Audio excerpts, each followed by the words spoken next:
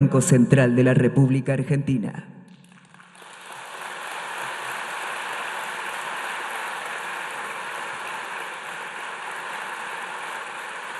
Muchas gracias. Bueno, ya mucha ansiedad. La última presentación del día, de las 2 días, fuera de programa. Es el único expositor con quien no tuvimos un Zoom para coordinar el contenido. Así que algo nos sorprenderá. Es la primera vez que me toca a mí invitar a un escenario a un presidente de la Nación y eso me despertó, me quedé pensando, esta sensación de primeras veces. Nos pasa que cuando hablamos con inversores de afuera, que nos preguntan, bueno, esta historia de Argentina, ¿por qué esta vez es diferente? Y varias veces pensamos, las cosas que son por primera vez están ocurriendo, ¿no? Es la primera vez que tenemos un presidente que es economista, que entiende lo que necesitamos, que entiende el programa. Es la primera vez que un equipo económico tiene un mandato directo del presidente, donde en su programa político el programa económico es lo central. Así que para mí es un orgullo y es un placer. Es un orgullo por la investidura, es un orgullo como fue un orgullo recibir a los excelentes expositores que tuvimos los últimos 2 días, pero es un placer porque anoche comimos en una mesa con Neel Kashkari y cuando terminábamos le pregunté cómo la estaba pasando. Y me dijo, buen vino, rica comida y encima toda la noche hablando de macro. Espectacular. Y hoy me acordaba, Javier no toma vino, creo que la comida la disfruta, pero lo que a nosotros nos transmite cuando hablamos de macro es su momento tope en todas las discusiones que yo creo que tiene en su trabajo como presidente. Así que es un orgullo y es un placer para mí que recibamos en el escenario al presidente de la Nación, Javier Milei. Recibimos en el auditorio principal del Palacio Libertad al señor presidente de la Nación, doctor Javier Milei.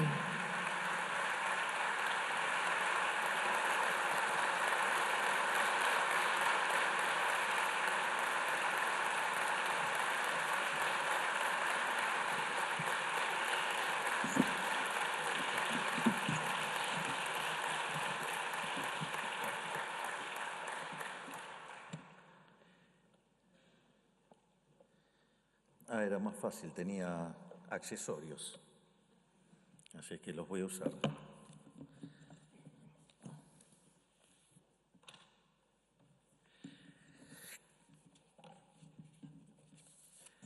Bueno, buenas tardes.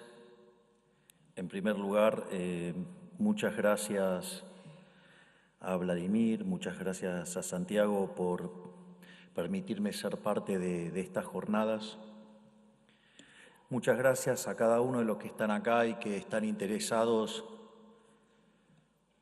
en este trabajo enorme que está haciendo el Banco Central junto a ese coloso que tenemos como ministro de Economía, que es Toto Caputo, y que los libros de texto lo recordarán como el mejor ministro de Economía de la historia argentina.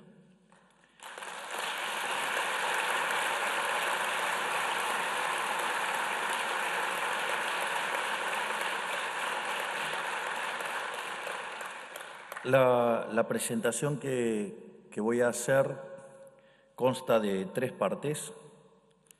En una primera parte voy a estar describiendo la herencia, qué fue lo que recibimos. En la segunda parte voy a estar discutiendo el diagnóstico y el rol clave, fundamental que tiene la buena teoría económica para justamente resolver este tipo de problemas. Y en la última parte de la presentación voy a estar discutiendo sobre las políticas implementadas y los resultados que estamos consiguiendo y qué es lo que estamos esperando hacia adelante. En ese sentido, respecto a la herencia, una de las cosas que nos rompía los ojos, que era verdaderamente estremecedor, era lo que estaba pasando con la tasa de inflación durante el inicio del mes de diciembre. Cuando mirábamos la inflación de la primera semana, la inflación diaria estaba en el 1%. Si ustedes eso lo anualizaban, implicaba que la inflación venía viajando al 3.700%.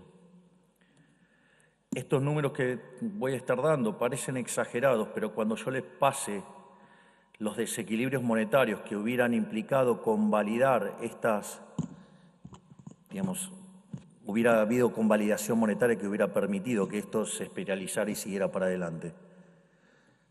Cuando ustedes tomaban las 2 primeras semanas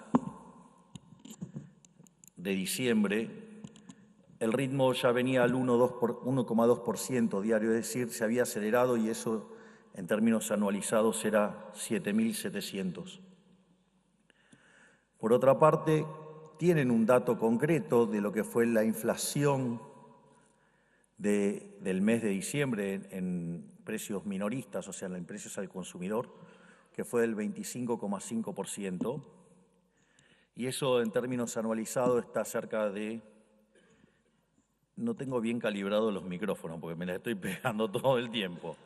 Entonces, o elijo los anteojos o elijo los micrófonos. Así que si escuchan cosas raras es porque me choco con los micrófonos. Era una inflación que venía viajando al 1.500%, pero si ustedes lo toman en mayoristas, ese 54% anualizado da 17.000%. Es decir, que estábamos al borde de un colapso macroeconómico.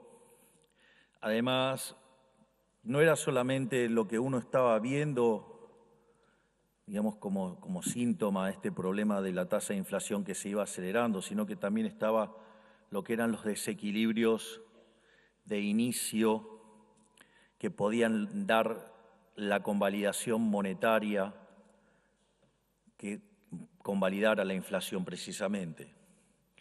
Básicamente combinábamos los desequilibrios de las 3 peores grandes crisis de la historia argentina. Por un lado teníamos un sobrante monetario, el famoso money overhang, que era el doble del que teníamos en la previa del Rodrigazo. De hecho, estamos publicando una nota en The Economist y justamente la gente de The Economist nos pidió esta estimación y por suerte, digamos, el equipo de Federico se tomó de ese coloso que también tengo como ministro de Desregulación, ese lujo que es el doctor Federico Sturzenegger, con su equipo hicieron la reestimación del money overhang y justamente era el doble del que teníamos en el 75, es decir, en lo que era la previa al Rodrigazo. ¿Por qué es importante esto? Porque la inflación en la previa al Rodrigazo era del 30% y cuando estalla el Rodrigazo salta al 180%, es decir, se multiplicó por 6 la tasa de inflación. Si nosotros veníamos con una inflación del orden del 200%, claramente multiplicar por 6 iba a implicar saltar, ¿sí?, a niveles del 1.200%, pero si el desequilibrio era el doble, implicaba por lo menos estar saltando al 2.400%. Por otro lado, teníamos un problema adicional que era la situación del Banco Central en términos de pasivos remunerados. La relación pasivo-remunerado sobre base monetaria estaba en torno a 4 veces. Es decir, esa situación es aún peor que la que tuvimos en la previa de la hiperinflación del 89, con niveles de base monetaria en términos de PBI similares a los de ese momento, con lo cual, digamos, la caída de la demanda de dinero hubiera implicado fuertemente y muy fácilmente ir a niveles, en el pico de la hiper, la base monetaria en términos de PBI cayó a 0,2%. Por lo tanto, y en la hiper del 89 nosotros tuvimos una inflación del 5.000%. Esto además estaba agravado por el hecho que nosotros teníamos un conjunto de pasivos remunerados que vencían a 30, 60, 90, así hasta 270 días. Y el gobierno anterior, de manera intencionada, esto no fue casual, pasó todas esas posiciones a un día. Por lo tanto, teníamos esa bomba a punto de explotar a un día. Es decir, podíamos quintuplicar la cantidad de dinero en un día. Básicamente la apuesta del gobierno anterior, es decir, en realidad ellos no creían que nosotros éramos liberales libertarios, en realidad consideraban que éramos liberales libertarados, que de hecho en el debate público van a encontrar bastantes libertarados, que en nombre de la libertad, digamos, si hubiéramos hecho eso, hubiéramos generado la precipitación de la hiperinflación, el peronismo hubiera sacado todas sus huestes a la calle, nos hubieran saqueado supermercados, esa dinámica que ya la vimos durante el 2001-2002 con el golpe de Estado que dieron Alfonsín y Duhalde a De la Rúa, golpe que se acabó y los saqueos terminaron, digamos, cuando llegó Duhalde al poder. Eso era lo que tenían planeado, por lo tanto, no solo que hubiéramos generado una hiperinflación, hubiéramos llevado la situación, si ustedes miran los saltos en pobrezas, tanto del 2001-2002 como el 89-90, el salto en pobreza hubiera implicado ir a niveles de por lo menos 90% de pobres y 50% indigentes, una verdadera calamidad. Y no solo ese daño, sino que además los populistas hubieran terminado de matar cualquier atisbo de una solución liberal. Porque lo que más le preocupa al partido de la política, ¿sí? Que en realidad ahí están todos, está toda la casta política, que es el partido del Estado, es estar en el poder, pero si además le hacen pagar el costo a otro es una fiesta para ellos. Y eso es lo que estaban buscando y que nos reventara todo muy rápidamente y volver al poder ya para enero, cuando se limpiaba todo el desequilibrio, cargarnos todo esto a nosotros, agarrar la recuperación cíclica y entrar en un ciclo de populismo interminable. Y además estaba el agravante de que teníamos indicadores sociales que eran peores que los que teníamos en el año 2001.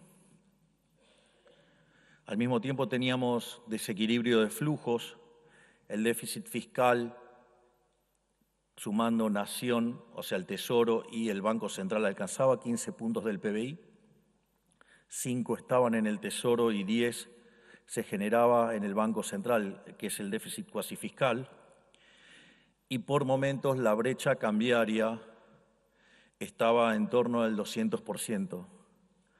Por eso me causa gracia el comentario de algunos analistas diciendo Milei devaluó. Digo, si la brecha era del 200% y las reservas internacionales netas eran negativas en casi 12.000 millones de dólares, yo no devalué, o sea, la devaluación ya estaba ahí. Es decir, era solamente una cuestión de sincerar. Pero no solo teníamos el problema de estos desequilibrios de flujos, también teníamos desequilibrios de stock, tal como les mencioné, teníamos reservas internacionales negativas por cerca de 12.000 millones de dólares, teníamos deudas en el central entre la CIRA y los dividendos atrapados cerca de 50.000 millones de dólares, teníamos deuda en pesos de pronto vencimiento por el equivalente a 90.000 millones de dólares, teníamos deuda en moneda extranjera venciendo por 25.000 millones de dólares, que gran parte de esa deuda era con el Fondo Monetario Internacional, pero teníamos el programa caído.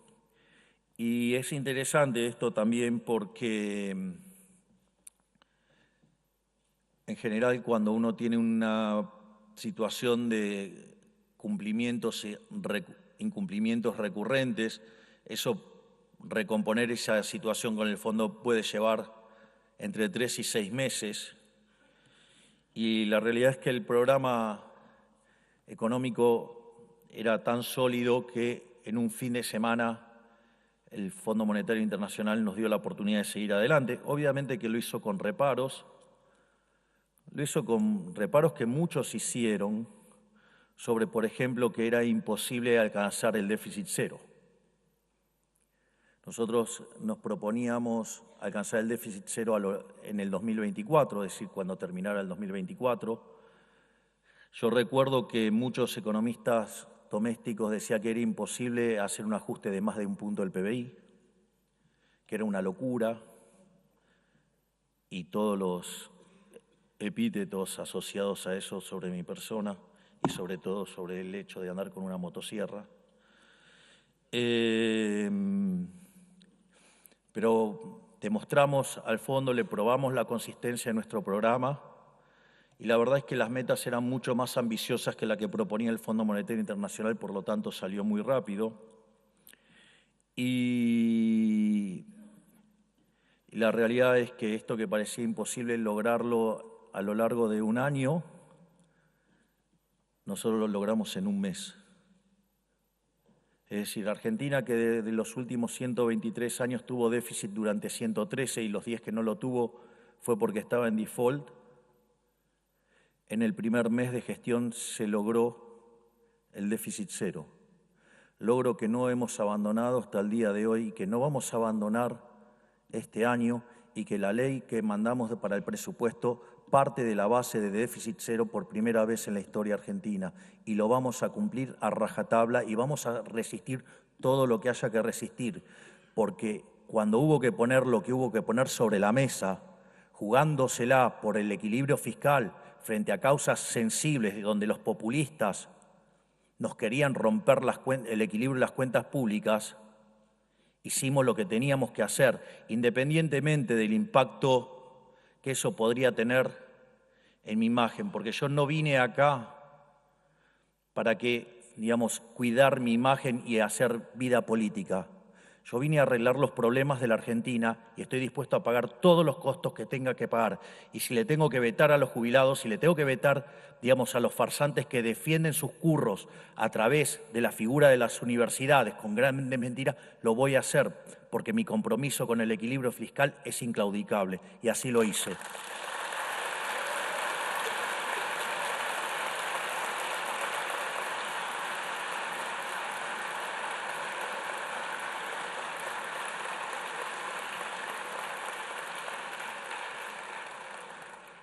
Naturalmente, dentro de todos los problemas de stocks que teníamos, también estaba el problema de los puts.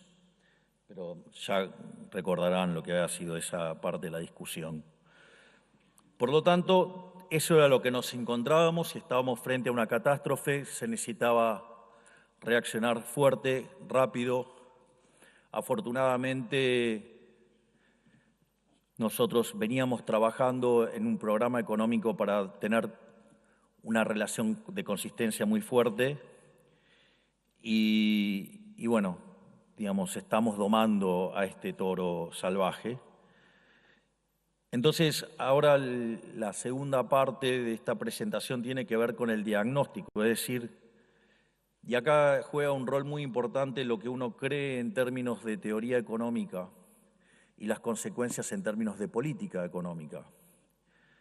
Es decir, yo sé que algunas partes son como muy básicas para, gran parte de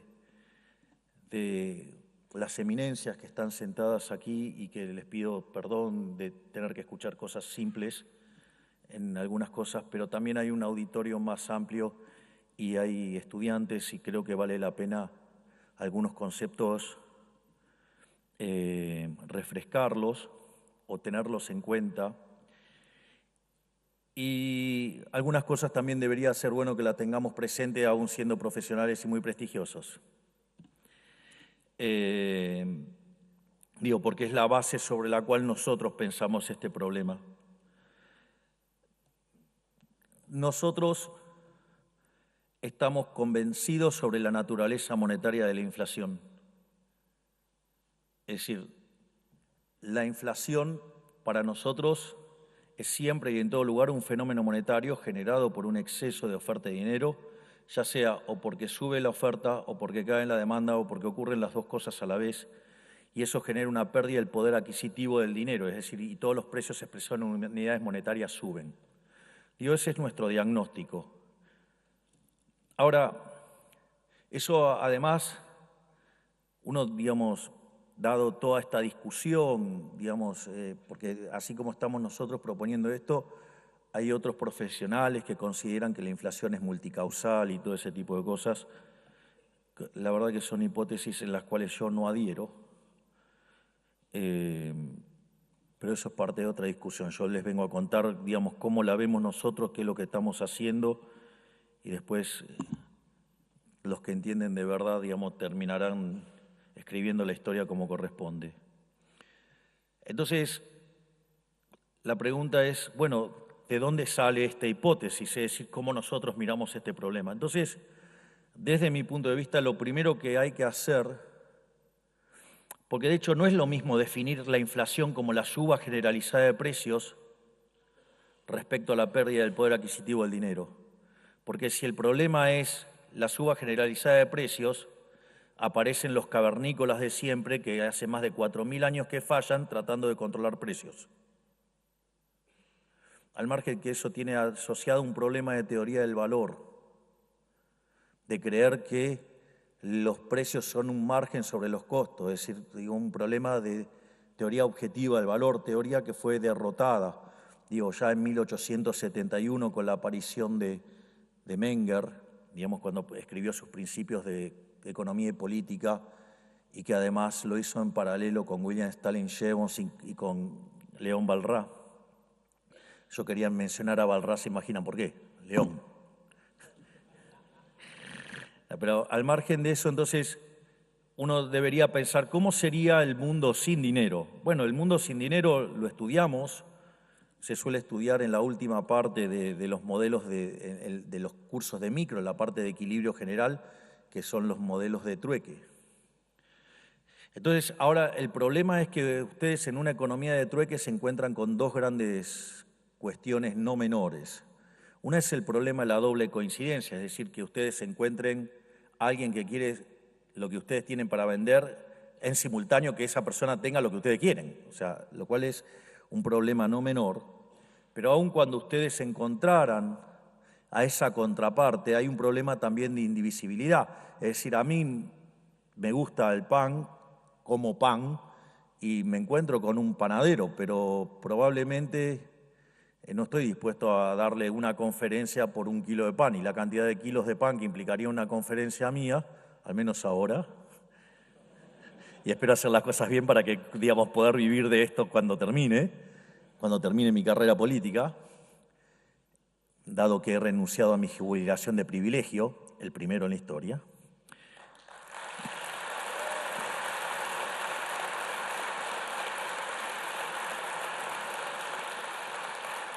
La verdad que tanto pan no me hace falta. Entonces, digo, todo esto, si uno verdaderamente se lo tomara en serio, digo, esto llevaría a una cantidad de pérdida de transacciones enormes y por lo tanto tendríamos una caída del bienestar verdaderamente abrupta, violenta. Por lo tanto, fíjense que no van a creer de dónde voy a sacar esta referencia, pero esta referencia es de Joan Robinson. Decía que cuando se analizaban los temas de la neutralidad del dinero no estaban bien pensados, porque no es lo mismo la economía de trueque que la economía monetaria, y eso es un tema no menor. Ahora, frente a esa situación, entonces uno tiene que entender cómo es que aparece el dinero.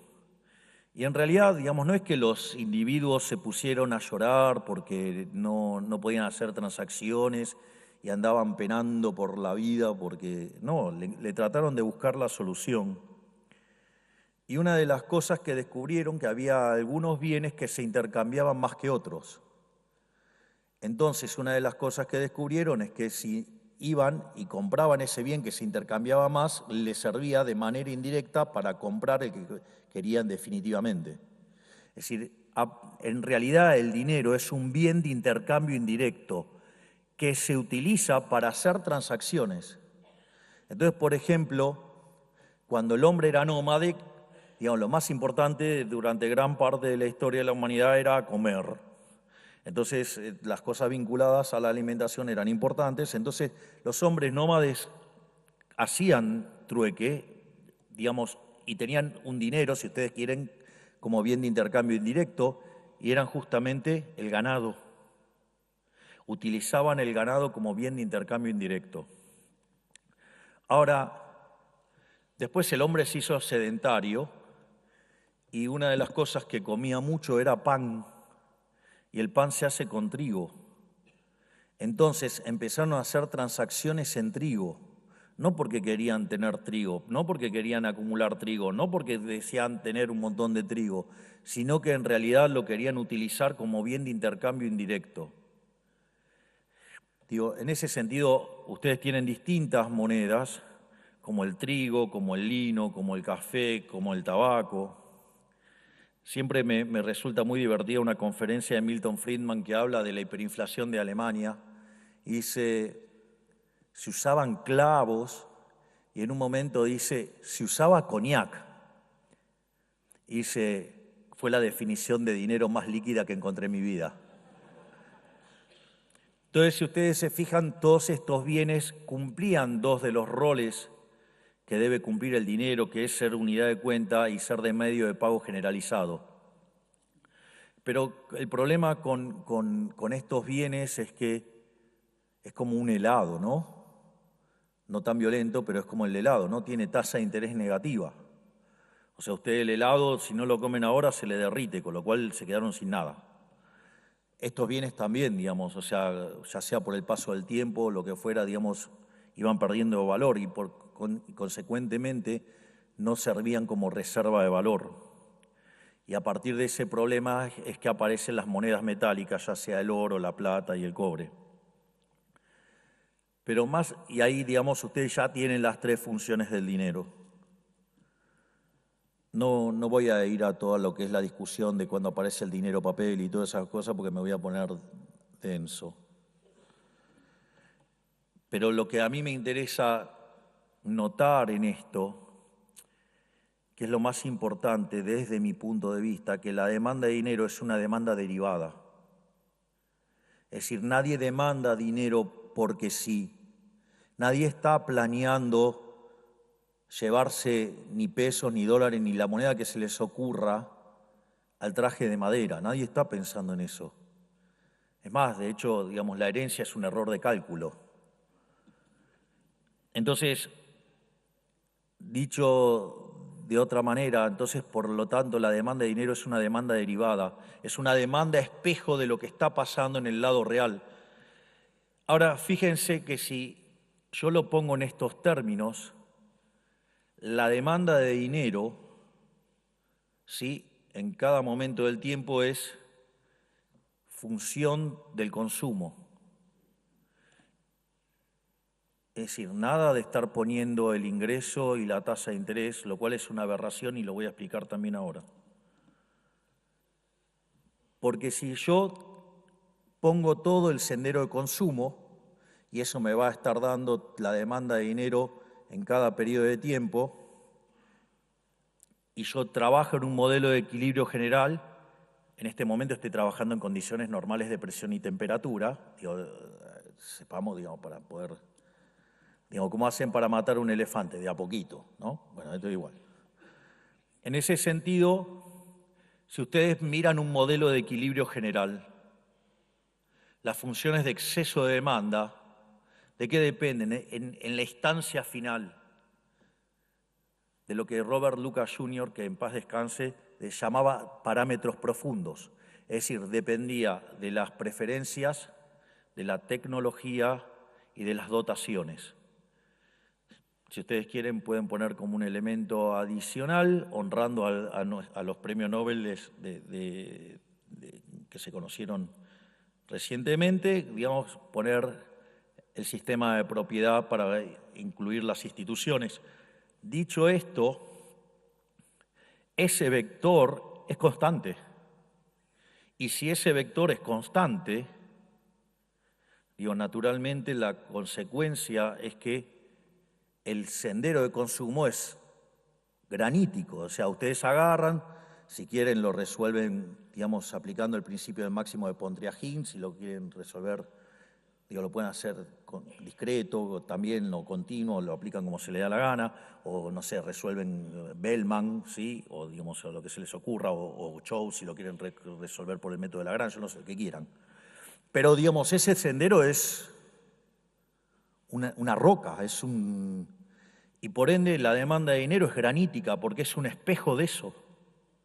Es decir, porque ustedes lo necesitan es justamente para poder hacer las transacciones. Por lo tanto, en condiciones normales, la demanda de dinero debería ser algo granítico. Fíjense que entonces tan tontos los clásicos no eran cuando elaboran las primeras versiones rudimentarias de la teoría cuantitativa, donde dicen que la demanda de dinero es una proporción constante del ingreso. O sea, no estaba tan alocado eso. De hecho, el problema es que esa función de demanda de dinero es inconsistente con un modelo de equilibrio general porque los precios en el modelo de equilibrio general son homogéneos de grado 0 y esto sería homogénea de grado 1 y plantea algunas inconsistencias en el funcionamiento del sistema, pero tan locos, tan tontos no eran. Entonces, en condiciones normales de presión y temperatura, así como el path de consumo, el sendero de consumo está fijo, también debería estar fija entonces la demanda de dinero, la demanda real de dinero. Y eso tiene que ser igual a los saldos reales, es decir, la cantidad nominal dividido el nivel de precios. Por lo tanto, vean que el nivel de precios viene determinado por el cociente entre la oferta de dinero y la demanda real de dinero. Y donde lo único que puede hacer el Banco Central, cuando incluye el dinero, es determinar la escala nominal de la economía. Es decir, de ahí también la cuestión del ancla nominal, es decir, la cantidad de dinero es lo que termina generando la idea del ancla nominal, que es determinar el nivel de precios.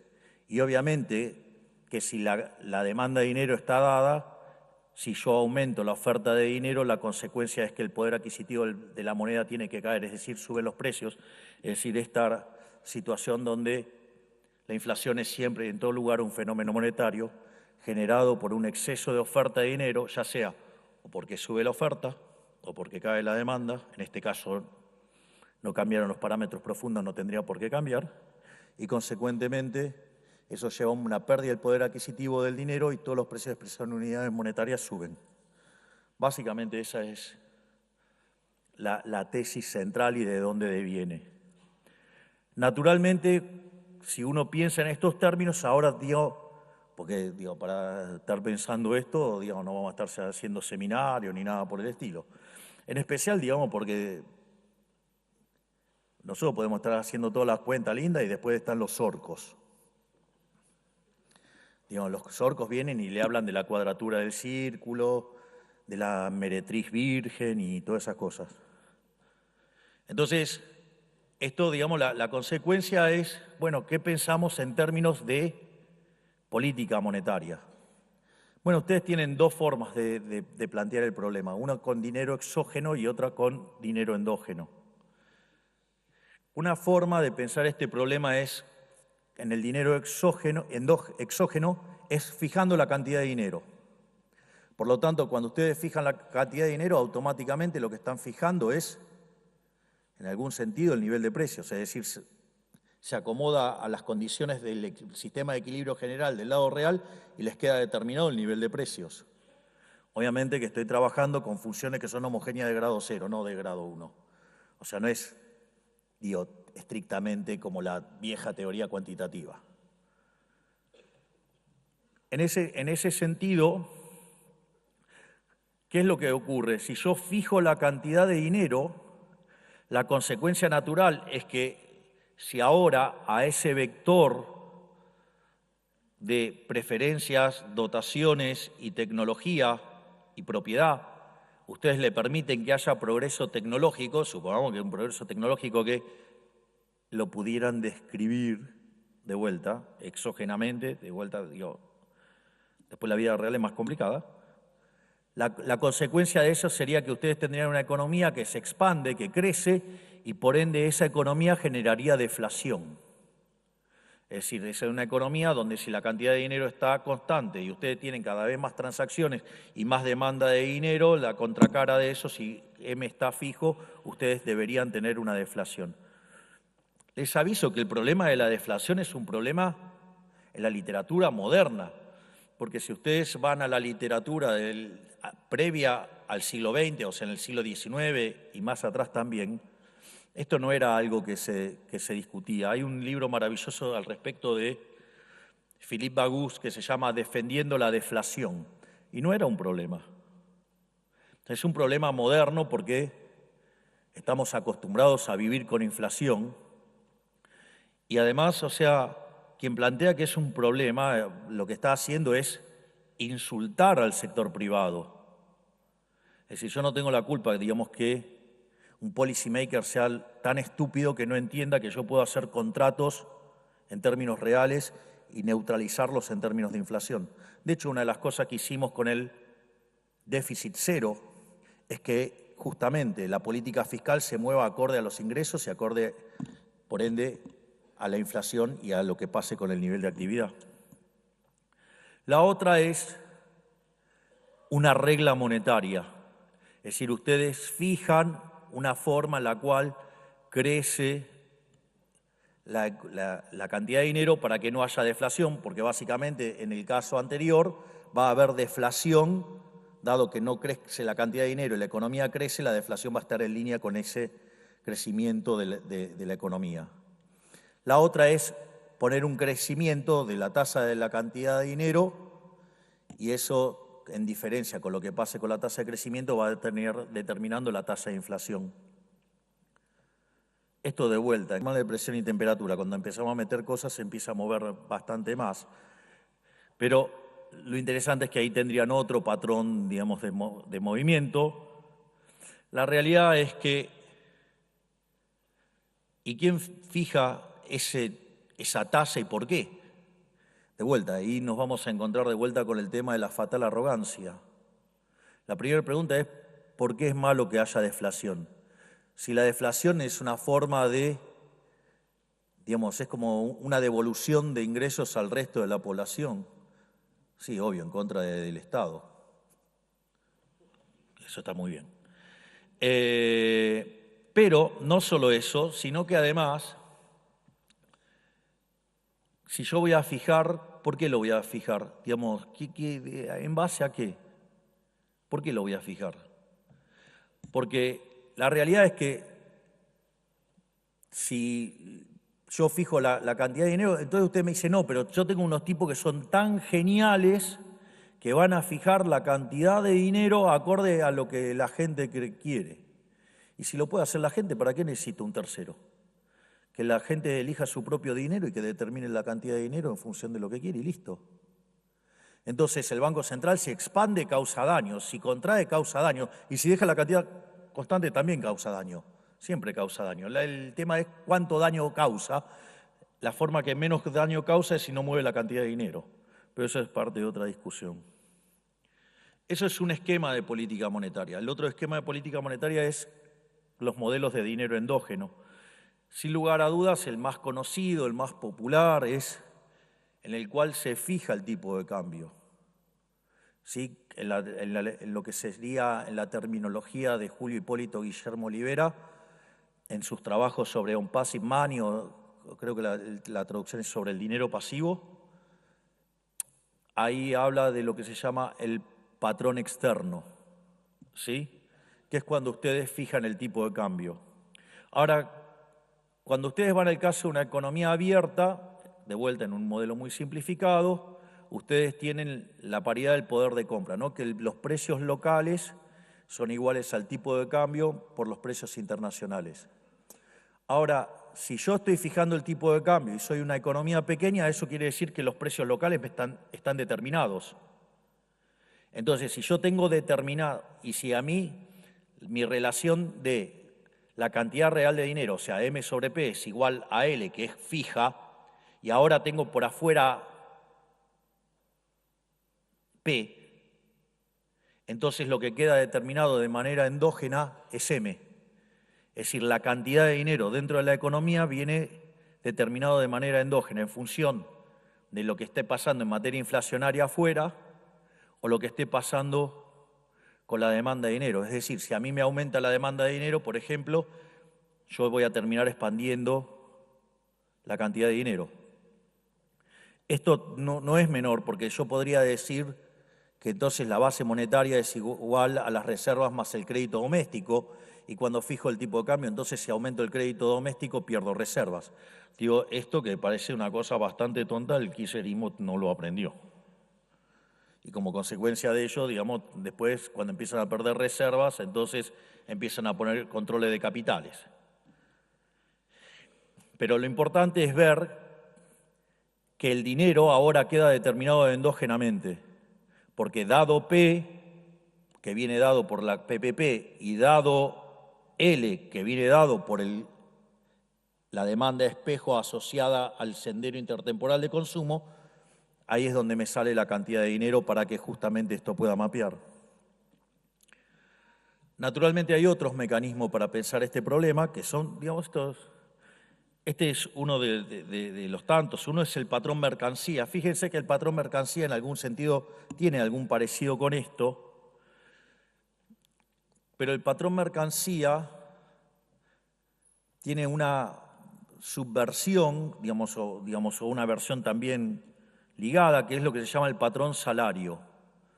Menciono este caso porque se suele hablar mucho de los modelos de puja distributiva.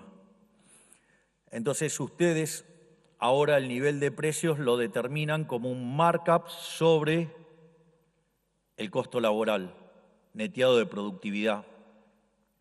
Entonces de esa manera determinan los precios y la cantidad de dinero debería acomodarse eso.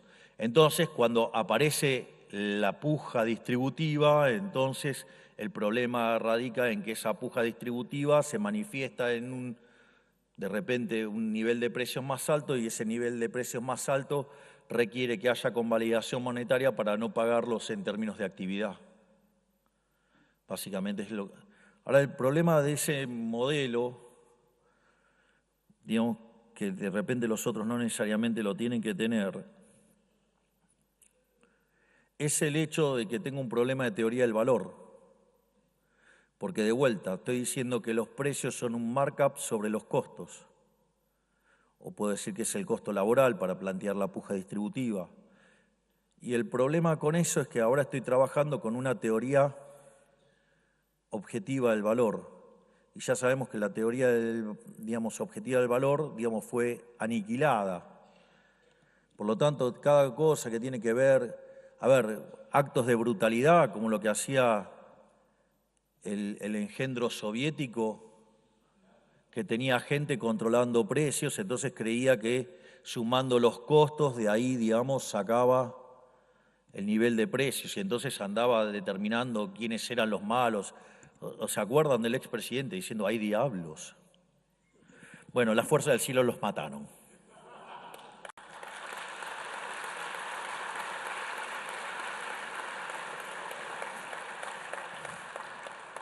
Y después, gracias Darío. Y después el otro modelo de dinero endógeno es lo que Olivera llamaba el patrón crédito, que era el hecho de fijar la tasa de interés. Básicamente ahí hay un problema, porque ahora ustedes no están determinando la cantidad de dinero y no están determinando el nivel de precio, o sea, tienen el problema de lo que se llama el ancla nominal. Es decir, al no estar fija M, no pueden determinar P. Consecuentemente, el sistema es como que les queda a la deriva, y por eso es tan importante las expectativas de inflación. ¿Por qué? Porque eso les permite ligar los precios futuros con los precios presentes, le permite determinar P, y a partir de ahí determinar M, y a partir de ahí resolver el modelo. La verdad es que a mí, esto de controlar la tasa de interés me parece una aberración. Recuerdo, todo el mundo sabe de mi admiración, afecto, cariño y todas las definiciones que puedan tener, pero como somos amigos puedo contar la anécdota. con Federico Sturzenegger cuando decide pasar al inflation targeting. Entonces yo le pregunté qué opinaba de Moreno. Entonces me dio un cavernícola. Sí, si lo quieren silbar, si lo tranquilo, no hay ningún problema. Digo, total, digamos, todo el tiempo haciendo campaña de que hay que destituirme, así que si quieren decir lo que quieran, digamos, no se los voy a negar. Dicho esto, obviamente que todos tenemos una opinión bastante mala de Moreno, sobre todo porque tiene una mala teoría del valor. Digamos, él cree en que los precios vienen determinados por los costos. Es decir, esto es muy importante. Una de las cosas que plantea Menger en sus principios de economía y política de 1871 y que después von Wieser lo reescribe, es lo que se llama el principio de imputación, donde son los precios los que determinan los costos y no los costos los que determinan los precios. Es tan ridículo creer que los costos determinan los precios que si esto fuera así no habría quiebras. No habría sentido tampoco para ser eficiente, si total, digamos, voy a poder trasladar el costo. Es decir, es algo que no tiene verdaderamente no tiene ningún tipo de sentido. Pero si quieren, vean toda la discusión sobre la teoría del valor trabajo y la teoría subjetiva del valor. Así no los atosigo con este tipo de cosas. ¿Y por qué es aberrante controlar la tasa de interés? Porque controlar la tasa de interés es equivalente a los controles que hacía Moreno, pero intertemporalmente además. Porque en el fondo, ¿qué es la tasa de interés? La tasa de interés no es que existe porque existe el dinero. Es decir, esto es un exocet al señor John Maynard Keynes en la teoría general. En rigor, la tasa de interés no existe porque existe el dinero. La tasa de interés existe porque existe el tiempo. La tasa de interés tiene que ver con la tasa de preferencia intertemporal. Digo que es un parámetro profundo también, adentro de las preferencias. Por lo tanto, en realidad la tasa de interés es el precio relativo de los bienes futuros respecto a los bienes presentes. ¿O por qué creen que cuando sube la tasa de interés el ahorro sube? Porque ¿qué es el ahorro? El ahorro es el consumo futuro. Entonces, si yo estoy subiendo, la tasa de interés está subiendo el precio presente. Si sube el precio presente, yo sustituyo consumo presente por consumo futuro. Por eso ven que cuando sube la tasa de interés, sube el ahorro. Pero en realidad, vayan microeconomía intermedia, el capítulo intertemporal, y les muestra justamente este problema de los precios relativos y la tasa de interés. O sea, tampoco hay que ser muy sofisticado. O resuelvan el problema de optimización dinámica y cuando vean el cociente de utilidades y la tasa de interés, obviamente que aparece la tasa de preferencia temporal, van a encontrar que justamente esas mismas condiciones son las mismas que si ustedes hubieran puesto precios. Dicho esto, entonces es una aberración querer controlar la tasa de interés, porque implica ser tan arrogante de no solo querer controlar los precios presentes, sino también futuros. O sea, con lo cual es como ser un Moreno reloaded. Es la versión increíble de Hulk de Moreno. Por lo tanto, yo no soy partidario de controlar la tasa de interés. Dado que tenemos Banco Central, por ahora, controlaremos la cantidad de dinero. No importa porque como Santiago y Vladimir son tipos tan brillantes, van a conseguir trabajo de otra cosa, pero habrán hecho un servicio enorme a la patria, el día que nos vayamos de este trabajo y habremos terminado con esta peripecia inmunda que se llama Banco Central. Es como la rana y el escorpión. No le pidan que cambie. Entonces, dicho esto, nosotros dada esta discusión teórica, teníamos que enfrentar el problema de que había que parar la hiper. Entonces, teníamos 3 factores de expansión de la base. Una es lo que se llama por sector público, que es financiar el déficit fiscal. Otra es por sector financiero y otra es por sector externo. Cuando nosotros decidimos hacer déficit cero, básicamente es una forma de cortar con la emisión monetaria para financiar el fisco.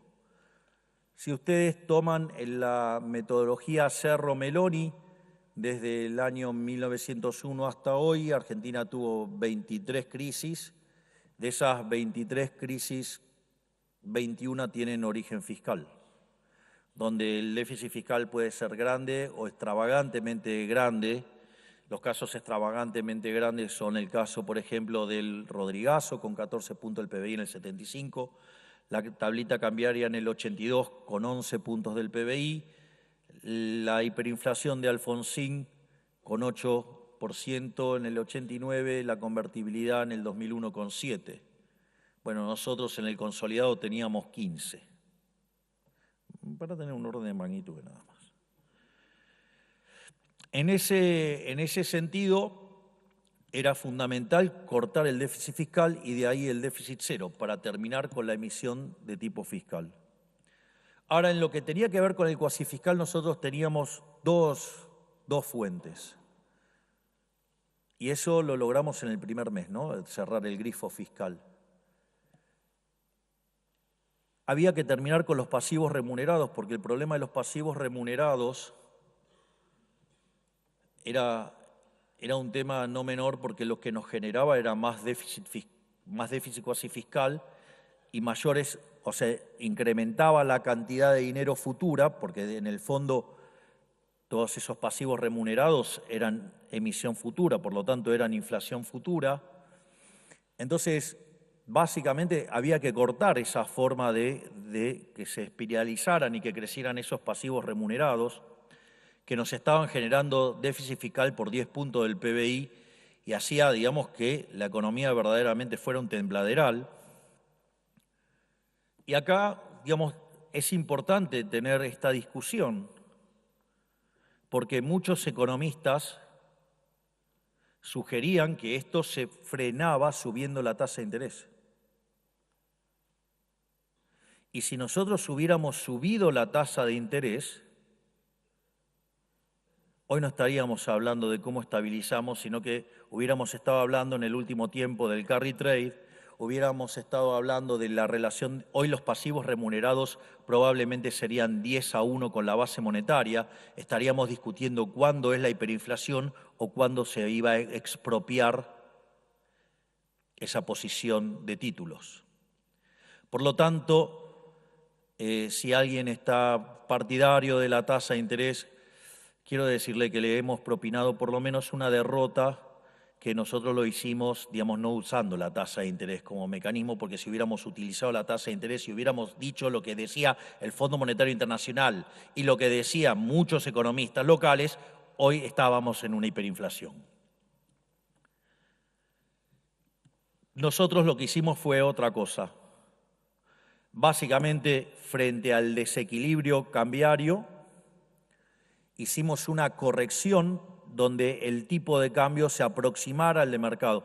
¿Esto por qué es muy importante? Porque eso lo que bajó fue el exceso de oferta de dinero. Es decir, cuando ustedes generan el money overhang, ¿cómo se genera el money overhang? El money overhang lo generan porque ustedes tienen el tipo de cambio fijo, están emitiendo dinero, empiezan a perder reservas, ponen los controles y eso lo que hace es aumentar artificialmente la demanda de dinero para cobrarles impuesto inflacionario. Es decir, no solo que es violento y es la mentira de la inflación, ¿sí?, que es un impuesto no legislado, sino que además lo están obligando a demandar más pesos por la fuerza para cobrarles más impuesto inflacionario. Una inmoralidad total. Pero al margen de eso, ¿qué es lo más interesante de esta situación? Que si nosotros hubiéramos hecho, digo, lo que decían, digamos, primero estaríamos en un disparate inflacionario, pero no solo eso, nosotros al llevar el tipo de cambio a un número parecido al del mercado, cuando corregían por impuesto país, lo que hicimos fue achicar el exceso de demanda del mercado de divisas. Entonces achicamos el exceso de oferta en el resto de la economía. Entonces achicar el exceso de oferta en el mercado de bonos implicó que la tasa de interés cayera, por ende cayó el riesgo país. Achicar el exceso de oferta en el mercado de bienes significó que la caída de la actividad no fue tanto y por ende no cayó tanto el nivel de empleo y por ende no explotó el desempleo. Por eso hicimos el ajuste fiscal más grande de la historia de la humanidad, si tomo Nación y Banco Central, y sin embargo no hubo ningún problema social. Digo, hay una parte, digamos, del programa que tiene que ver con la política social hecha desde Capital Humano, pero digo, sería una hora extra. Y no los quiero fastidiar con mi exposición. Entonces, en ese sentido, vean qué interesante, porque el otro día José Luis Daza explicaba, dice, la característica de este programa es que mientras que todos los otros experimentos de características similares implicaron caídas del PBI en torno al 10%, si hoy ustedes miran el dato de julio del EMAE desestacionalizado comparado contra diciembre, la caída es 0,6. Si miran producción industrial, está en los mismos niveles que noviembre.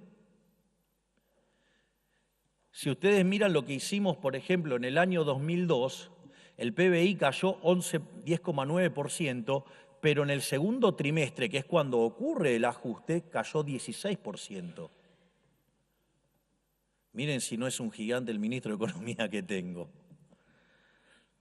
Pero con las consecuencias sociales que eso tiene, es decir, haber pensado ese problema de dónde poníamos el tipo de cambio, porque no podíamos abrir bajo la lógica libertarada, implicaba justamente buscar una proxy de mercado que achicara al máximo ese exceso de demanda. Al mismo tiempo, una de las cosas que fue ocurriendo es que yo recuerdo que cuando logramos el superávit en el mes de enero nos dijeron que fue casualidad, digamos, la segunda vez fue de casualidad. Bueno, llegó un momento que se dieron cuenta que el compromiso fiscal era verdadero. Piensen que de tener 18 ministerios los llevamos a 8. Hicimos un montón de cortes de empleados públicos. Eliminamos de cuajo la obra pública, eliminamos de cuajo las transferencias discrecionales a provincias. Digamos, y obviamente que también hubo partidas que tenían un mecanismo de ajuste que se licuaron, pero que después se recomponieron y sin embargo los números fiscales acá están.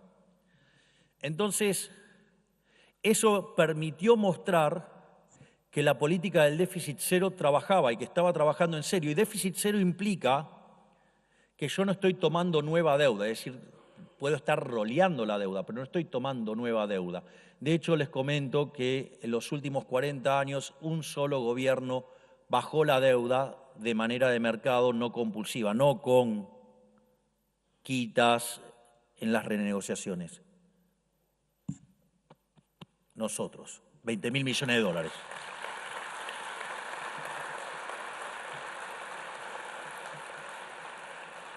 Y conforme esto iba ocurriendo, ¿qué es lo que significa? Significa que ustedes, la relación deuda-producto no es creciente. Por ende, quiere decir que son solventes intertemporalmente. Consecuentemente, eso, digamos, también explica la caída del riesgo país. Hoy el riesgo país terminó en 1047. Es el nivel más bajo de los últimos 5 años.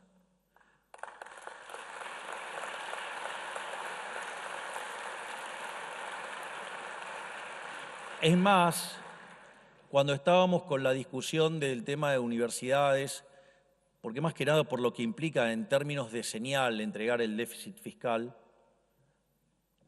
una de las cosas que hicimos con Federico fue, le pedí que su equipo me estimara el impacto del riesgo país sobre el PBI en dólares. Y si nosotros, digamos, con este nivel de riesgo país, digamos, estamos en un PBI de 600 billones, o sea, de 600.000 millones de dólares, si volvemos a las andadas y con un riesgo país de 3.000, digamos, el PBI se va a 400.000 millones de dólares. Con lo cual, digamos, o sea, se perdería un tercio del PBI o ganamos, digamos, tener un 50% más de PBI frente al caso de los 3.000 puntos básicos. Es decir, no es un tema menor en términos de PBI per cápita. No es un tema menor en términos de la discusión de las universidades, donde en ningún momento se puso en duda la universidad pública, en ningún momento se puso en duda el no arancelamiento, porque gratis no hay nada, no hay tal cosa como un almuerzo gratis. Pero, ¿qué es lo que ocurre? Si nosotros volvíamos a las andadas y nos íbamos a 3.000 de riesgo país porque empezamos a ceder, les recomiendo el libro Historias del Quinto Piso, cómo, digamos, el gobierno de Alfonsín empieza a ceder a las presiones y termina en la hiper. Entonces, en ese contexto, nosotros no negociamos. Es más, si ustedes van al equilibrio donde el riesgo país se va a 3.000, la cantidad de dólares que van a la universidad son los mismos. Pero la diferencia es que tengo un PBI per cápita más bajo, un tercio más bajo, y además, como esa caída del PBI, un tercio va en actividad, pero 2/3 es por salto en el tipo de cambio real, eso implica que además me aumenta la cantidad de pobres e indigentes. Y nosotros no vamos a tolerar ni que nos quiebren el brazo respecto al equilibrio fiscal, y tampoco vamos a tolerar ese semejante daño sobre los argentinos, por un conjunto de delincuentes que no quieren ser auditados. Afortunadamente hoy salió el dictamen y los vamos a poder auditar. Los chorros están en peligro.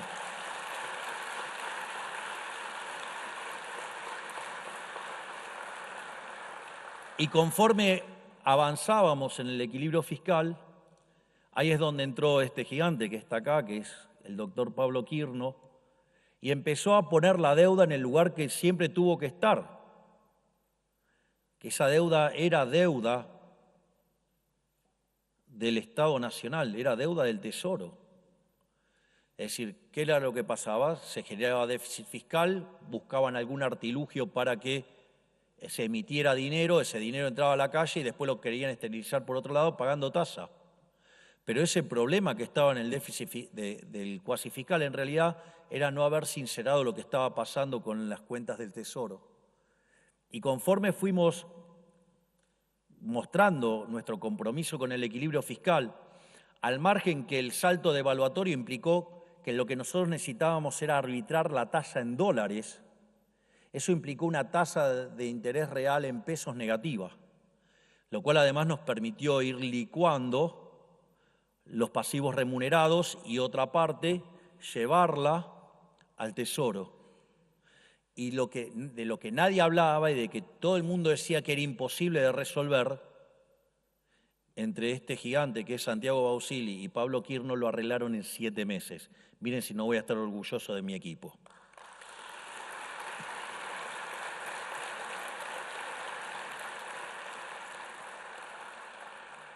Naturalmente después vino la discusión del PUT, esa discusión la conocen.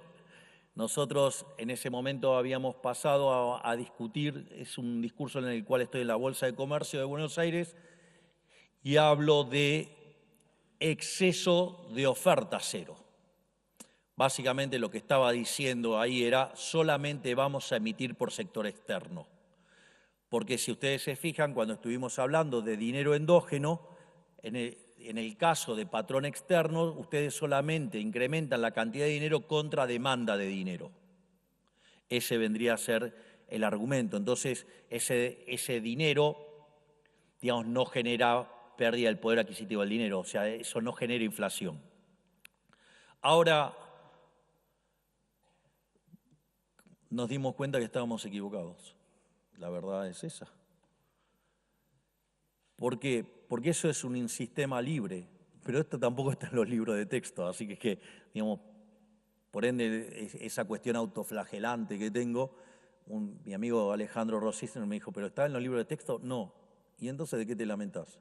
Bueno, pero uno, tiene esa cosa del perfeccionismo.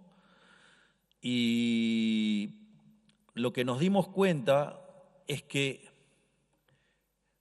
los exportadores vendieran dólares no era exactamente a querer demandar pesos.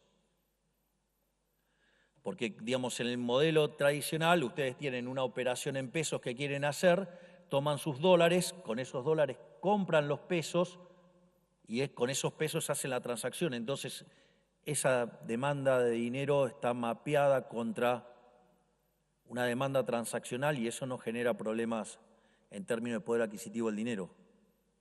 Ahora, ¿cuál es el problema? El problema es que cuando yo tengo control de capitales y los estoy obligando a liquidar los dólares, yo estoy comprando pesos, pero todos esos pesos yo no los quiero.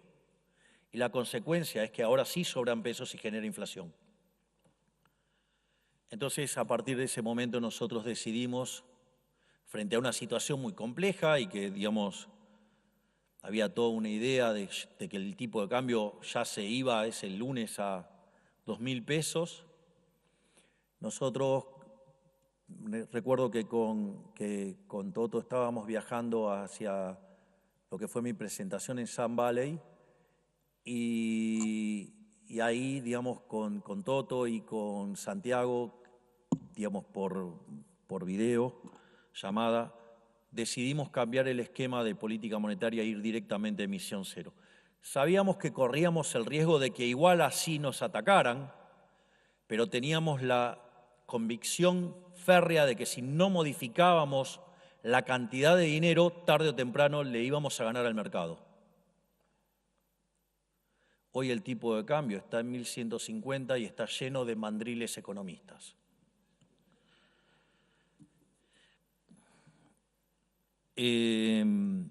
Entonces, el punto es, ¿qué es lo que hemos logrado?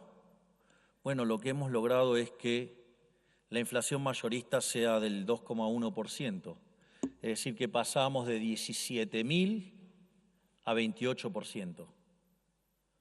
Si ustedes quieren, la inflación minorista de 1.500 pasamos a 30. Pero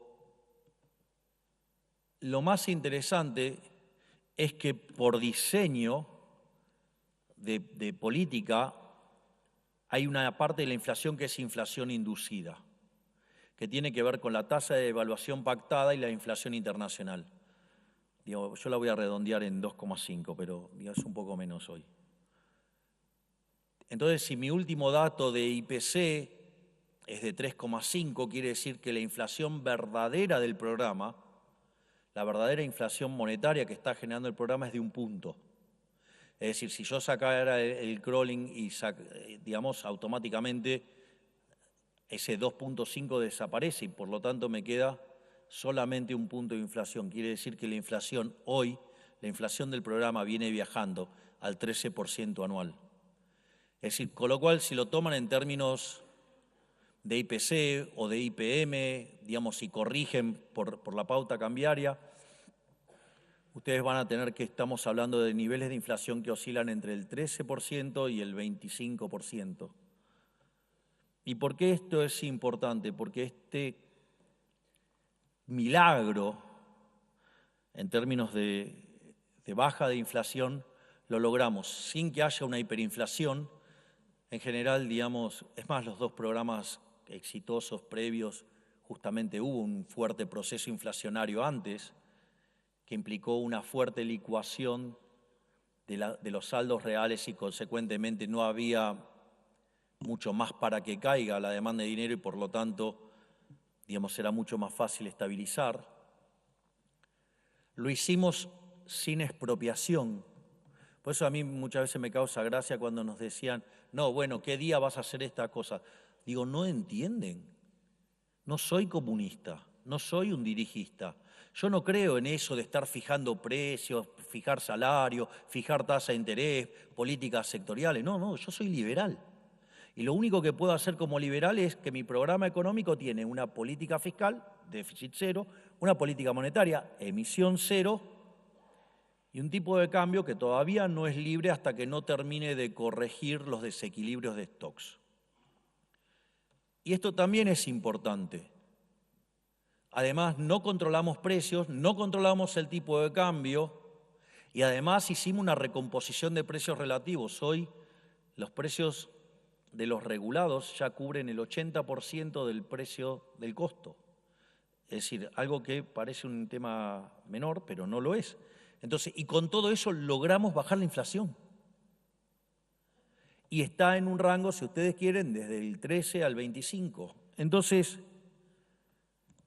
¿cómo sigue esto? O sea, ¿cuándo salgo del cepo? Bueno, mire, el tiempo es de Dios, es que yo no sé cuándo es el tiempo, pero todas estas operaciones que nosotros fuimos haciendo fueron hechas a mercado, y al ser hechas a mercado significa que va a depender de la decisión de los agentes.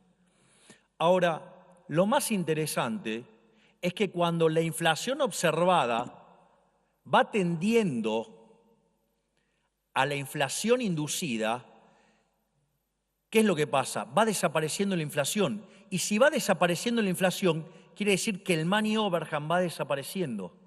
Conforme va desapareciendo el money overhang, la inflación se va a parecer a la inflación inducida, convergen los tipos de cambio, convergen la tasa de inflación, y conforme voy resolviendo el problema de stocks, cuando se hace cero, se eliminó el money overhang. Y cuando se eliminó el money overhang no hay exceso de oferta de pesos.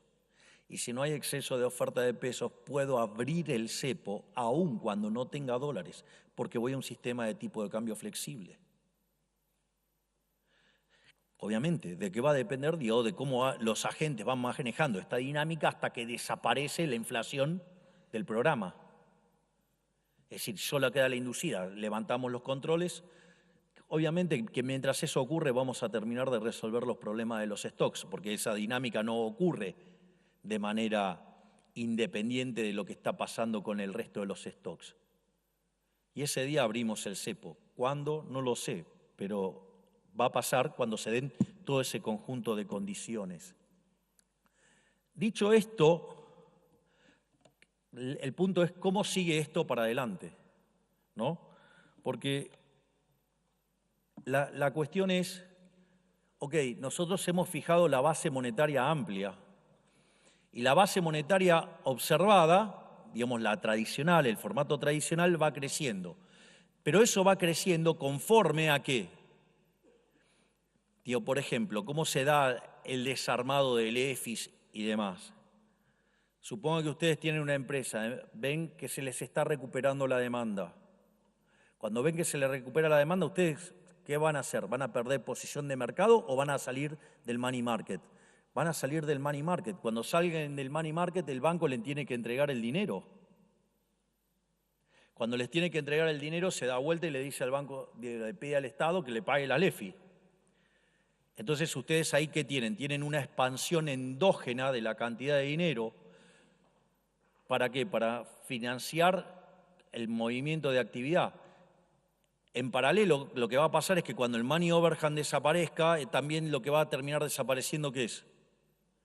La diferencia entre la base monetaria la tradicional y la amplia. Y a partir de ese momento la cantidad de dinero queda fija. Entonces la pregunta es, bueno, ok, una vez que llegamos a eso, digamos, eliminó el money overhang, las definiciones de base mapean, me convergieron los tipos de cambio, me convergieron las tasas de interés, entonces ahora abrí, ¿cómo sigue? Bueno, asumiendo que la economía va a crecer, y tengo serios argumentos para creer que va a crecer, digo, ya sea por las reformas estructurales, que implica un salto en los índices de libertad económica de 90 puestos, y hoy tenemos instituciones que empiezan a parecerse, a pesar de los degenerados fiscales, se empiezan a parecer más a las de Alemania, digamos Francia, Italia, que igual a mí eso no me contenta, les aviso, o sea, yo quiero que Argentina sea el país más libre del mundo. Por lo tanto, eso implica que el PBI, de hecho, vi pasar una parte de la presentación de Juan Pablo Nicolini mostrando justamente el tema del crecimiento, ¿no? Si no me informaron mal, se duplica el PBI en 10 años, lo cual implica una tasa del crecimiento del PBI per cápita del 7%. Eso, digamos, por un lado. Por otro lado, muchachos, o sea, acabamos de ahorrar y devolverle a la gente 15 puntos del PBI. Le tomamos transitoriamente un poquito con el impuesto país, pero también ya se lo devolvimos. Y además, ahora en diciembre lo sacamos definitivamente. O sea, la primera vez que dijimos que se subía un impuesto transitoriamente y cumplimos y lo sacamos, y ahora, digamos, a fin de año además lo eliminamos.